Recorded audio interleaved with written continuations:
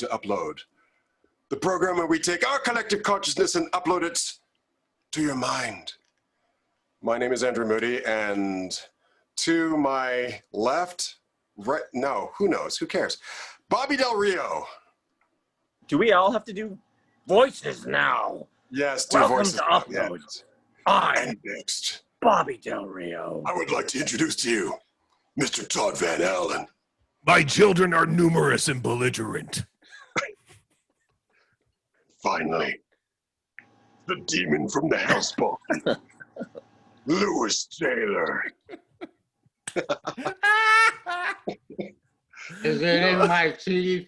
That's a starch, by the way. Did you know that that was a starch and not a, people, someone told me yesterday, it's not a vegetable, it's a starch. I'm like, who cares? Who told you that? Who told you that? Oh, some vegetable loving person.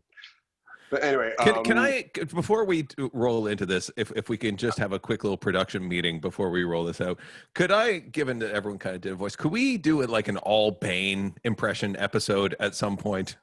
We we can all wear our masks. So you think racism is your ally, do you? I was born of racism. My COVID mask actually makes me look like Bane. Yeah. So I've been trying to do it. Yes, absolutely. Let's do it. You're not free. Speaking of actually superheroes, to bring it down a moment, I did want to bring up the recent death of Chadwick Boseman, who was an amazing actor. Of course, most people know him for playing Black Panther, but he also played Jackie Robinson.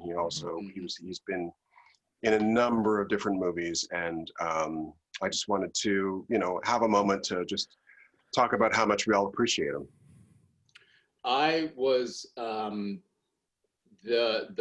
biopic on James Brown, watching him in that.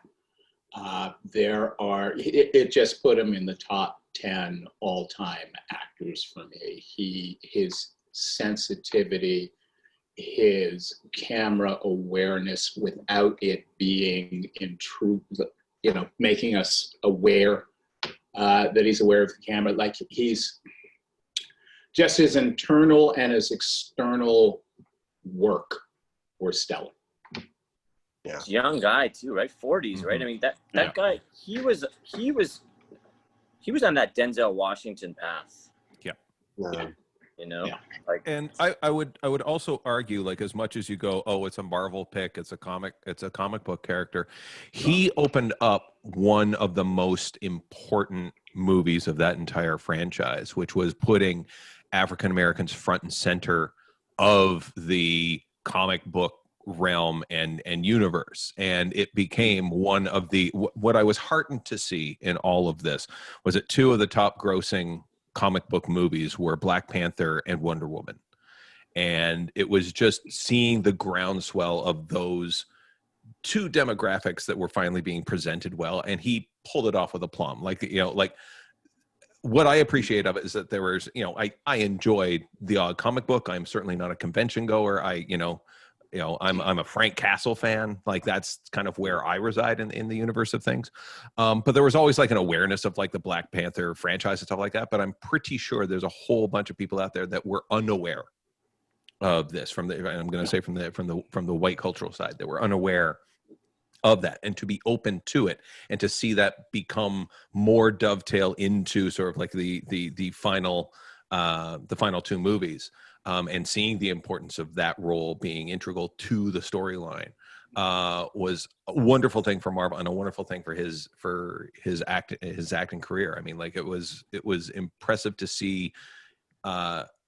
It helped me picture, like, it becomes the counter argument to Hollywood executives going, you can never sell a black film.